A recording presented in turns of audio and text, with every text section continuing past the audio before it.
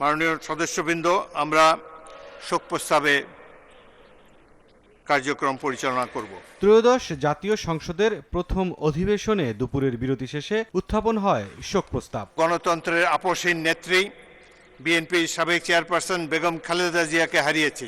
গণতন্ত্রের আপসহীন নেত্রী বেগম খালেদা জিয়া, ভারতের সাবেক প্রধানমন্ত্রী মনমোহন সিং, ইরানের সর্বোচ্চ নেতা আয়াতুল্লাহ আলী খামেনি ও ক্যাথলিক খ্রিস্টানদের প্রধান ধর্মগুরু পোপ ফ্রান্সিসের নাম শোক প্রস্তাবে উত্থাপন করেন স্পিকার হাফিজউদ্দিন আহমদ বীর বিক্রম। আমরা ইতিমধ্যে ভারতের সাবেক প্রধানমন্ত্রী মনমোহন সিং, ক্যাথলিক খ্রিস্টানদের প্রধান ধর্মগুরু পোপ ফ্রান্সিস।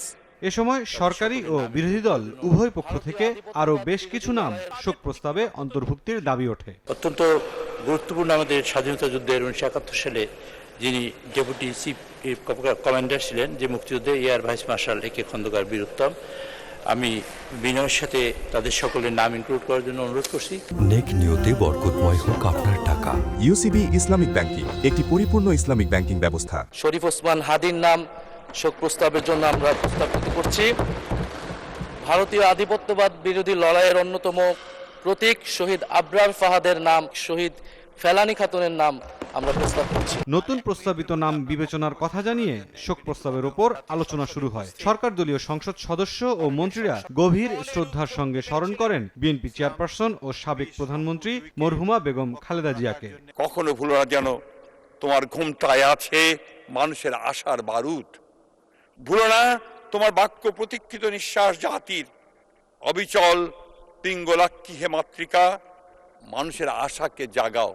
যেহেতু আমাদের দীর্ঘ 17 বছরের রক্তের উপর দাঁড়িয়ে, যেই গণতান্ত্রিক সংগ্রামের উপরে দাঁড়িয়ে শহীদের আকাঙ্ক্ষার ভিত্তিতে যেই ভিত্তি নির্মাণ হয়েছে, তার ভিত্তিতে আমরা এই জাতীয় সংসদে দাঁড়িয়ে আছি। তিনি যদিও আমাদের মধ্যে শারীরিকভাবে নেই, সারা পৃথিবীর মানুষের গণতন্ত্রের অনুপ্রেরণা হিসাবে তিনি সারা পৃথিবীর মানুষের মধ্যে জীবিত থাকবেন। বিরোধী দলের পক্ষ থেকে শোক প্রস্তাবে অন্তর্ভুক্তির জন্য উত্থাপিত নামগুলোর সপক্ষে বক্তব্য উঠে আসে। বিরোধী দলীয় নেতা ডাক্তার শফিকুর রহমান বলেন, এই সংসদ যেন কারো চরিত্র হননের স্থানে পরিণত না হয়। যেন শোক প্রস্তাবটি এক পেশে করে তৈরি করা হয়েছে। আমি আশা করি ভবিষ্যতে আমরা যদি সংসদকে নিরপেক্ষ এবং প্রাণবন্ত করতে চাই, তাহলে এসব বিষয়ে আরো সচেতন হওয়া দরকার। আমরা অতীতের সংসদগুলোতে দেখেছি, এখানে দেশের মানুষের কল্যাণ বিবেচনায় আলোচনা না হয়ে মানুষের চরিত্র হননের জন্য এখানে বিপুল সময় ব্যয় করা হয়েছে।